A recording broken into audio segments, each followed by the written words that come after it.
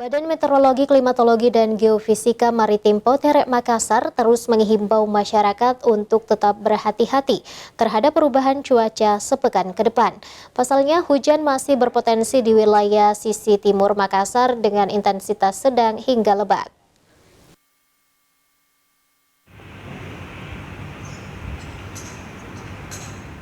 Kantor Badan Meteorologi, Klimatologi, dan Geofisika Maritim Poterek Makassar mengimbau masyarakat, khususnya wilayah Makassar dan sekitarnya, agar tetap berhati-hati terhadap perubahan cuaca Senin siang.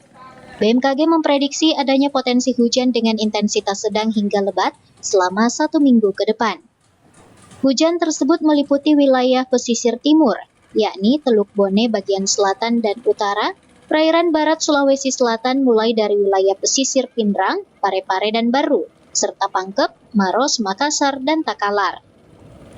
Untuk kondisi cuaca di Makassar, khususnya untuk di wilayah pesisir, baik itu pesisir barat maupun timur, untuk Provinsi Sulawesi Selatan masih ada potensi hujan dengan intensitas ringan hingga lebat, terutama untuk wilayah di pesisir timur seperti di bagian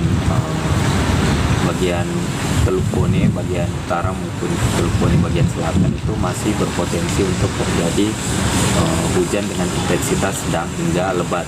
Kemudian untuk di wilayah perairan barat Sulawesi Selatan, khususnya di wilayah pesisir mulai dari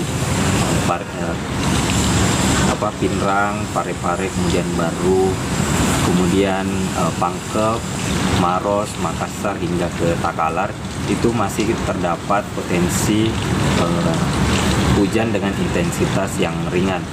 Namun untuk ketinggian gelombang dan juga kecepatan angin sudah mulai berkurang.